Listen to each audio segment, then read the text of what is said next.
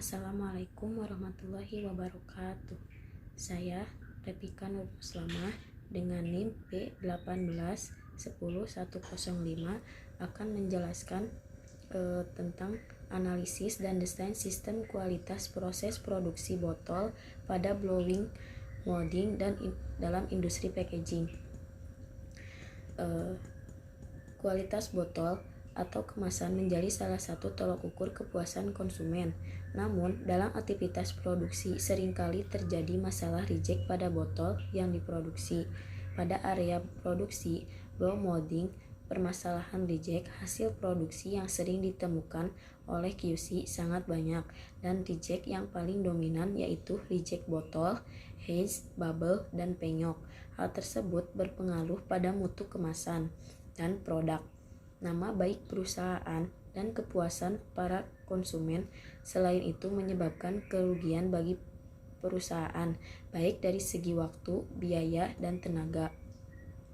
Oleh karena itu, perusahaan mencari solusi untuk mengurangi tingkat reject pada botol.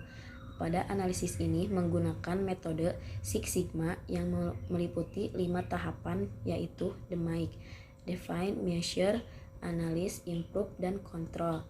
Proses tahapan Six Sigma adalah hal yang menarik karena konsep ini berfokus pada kerja yang terukur, penyelesaian masalah berdasarkan fakta dan kedisiplinan, serta menyelesaikan proses yang cepat. Tahap Define merupakan tahap awal dari Six Sigma.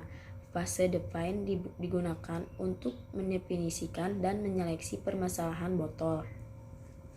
Botol bocor perlu dilakukan penelitian lebih lanjut. Pada fase Define digunakan diagram batang dan diagram Sipoj. Tahap Measure merupakan tahap pengukuran. Fase Measure digunakan untuk mengetahui proses yang sedang terjadi, dan dilakukan dalam tahap ini membuat pembuatan peta kendali. Tahap analisis merupakan tahap menganalisa. Tahap improve diterapkan suatu rencana tindakan untuk melaksanakan peningkatan kualitas Six Sigma. Rencana tersebut mendeskripsikan tentang alokasi sumber daya serta prioritas atau alternatif yang dilakukan. Tahap kontrol merupakan tahap akhir yang dilakukan dalam peningkatan kualitas Six Sigma. Langkah terakhir ini bertujuan untuk melakukan kontrol dalam setiap kegiatan sehingga memperoleh hasil yang baik dan dapat mengurangi waktu, masalah, biaya yang dibutuhkan.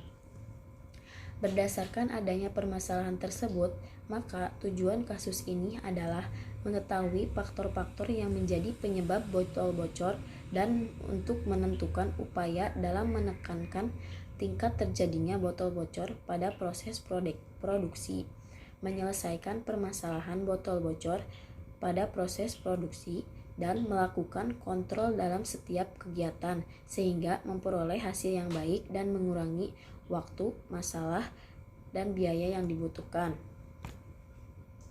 Selanjutnya di sini saya akan menjelaskan lampiran pada analisis desain. Terdapat input, stakeholder, sumber daya, ancaman, mission and object, proses, output, dan kontrol. Yang pertama yaitu bahan baku resin yang sesuai standar dan bahan baku resin yang tidak sesuai standar. Stakeholdernya yaitu R&D, sumber dayanya yaitu pabrik resin, ancamannya ketiadaan atau jarangnya pabrik resin. Rule, mission, and objective menghasilkan informasi pabrik resin. Prosesnya mencari informasi pabrik resin. Kemudian outputnya data-data informasi pabrik resin, data-data tidak ada, dan kontrolnya melakukan survei. Yang kedua yaitu informasi potensi kerusakan botol. Tidak ada informasi kerusakan botol. Stakeholdernya sumber daya manusia, sumber daya manusia, ancaman ketiadaan orang ahli proses botol. Rule, mission, and objective-nya menghasilkan data-data informasi kerusakan botol. Kemudian prosesnya mencari informasi terkait kerusakan pada botol. Outputnya acceptable data-data informasi kerusakan botol. Unacceptable-nya data-data tidak ada, kontrolnya melakukan survei dan identifikasi potensi kerusakan botol. Yang ketiga yaitu inputnya acceptable respon konsumen pada botol. Unacceptable-nya tidak ada respon konsumen pada botol. Stakeholder-nya sumber daya manusia, sumber daya manusia, ancamannya tidak adanya sumber daya manusia. Mission and objective-nya menghasilkan data informasi konsumen, prosesnya mencari konsumen. Output acceptable-nya mendapatkan konsumen ahli. Output unacceptable-nya tidak ada konsumen, dan kontrolnya mewawancarai konsumen.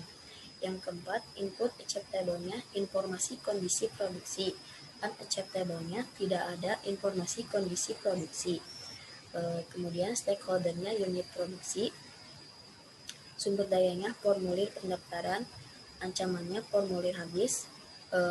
Rule, mission, and objective-nya mendapatkan data-data proses produksi, prosesnya melakukan checklist pendataan.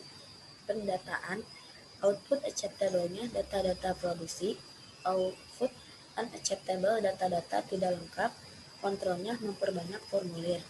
Yang kelima yaitu input acceptable-nya botol memiliki spesifikasi terbaru.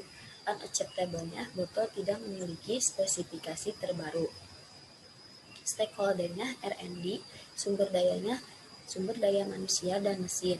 Ancamannya tidak ada sumber daya manusia dan mesin rusak.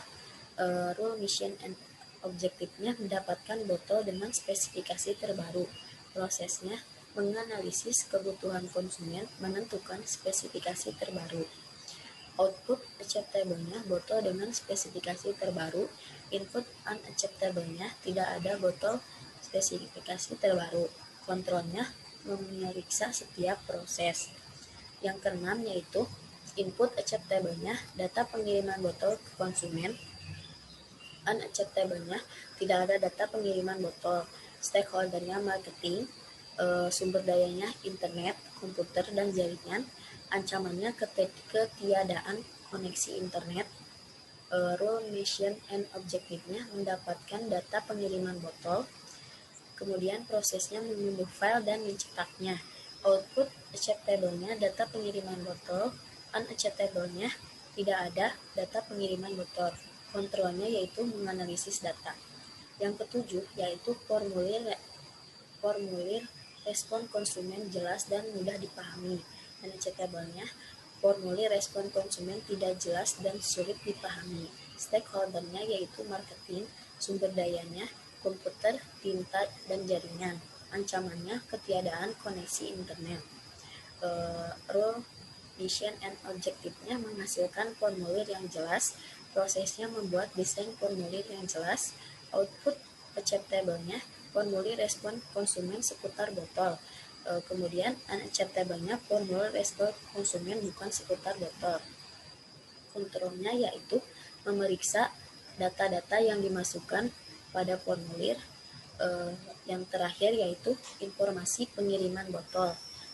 Unacceptable-nya tidak ada informasi. Stakeholder-nya unit produksi, sumber dayanya alat dan formulir. Ancamannya formulir dan alat tulis habis. Rule, mission, and objective-nya mendapatkan data pengiriman. Kemudian prosesnya melakukan checklist pengiriman. Output acceptable-nya data pengiriman lengkap. Unacceptable-nya data pengiriman tidak lengkap. Kemudian kontrolnya memperbanyak data dan alat tulis. Setelah itu di sini ada BPMN-nya, di mana di sini ada 3 aktor, yaitu area produksi, supervisor produksi, tim QC, dan operator produksi. Pertama-tama, supervisor memberikan perintah kerja sesuai prosedur kepada operator produksi. Kemudian operator produksi menerima perintah pekerjaan tersebut.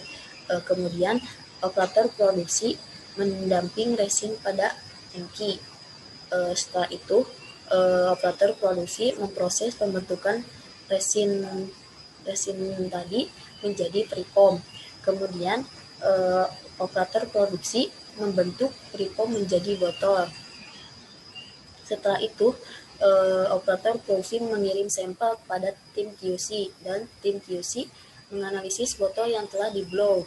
Apabila botol tidak oke, maka tim QC akan berbicara kepada supervisor agar memerintah kembali perintah awal tadi.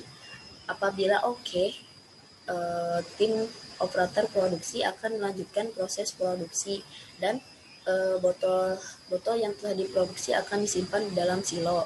Kemudian setelah disimpan di dalam silo, operator produksi akan mengirim botol ke area produksi untuk dipakai dalam produk. Setelah itu, area produksi menerima botol tersebut. Cukup sekian video presentasi dari saya. Maaf apabila banyak kesalahan. Wassalamualaikum warahmatullahi wabarakatuh.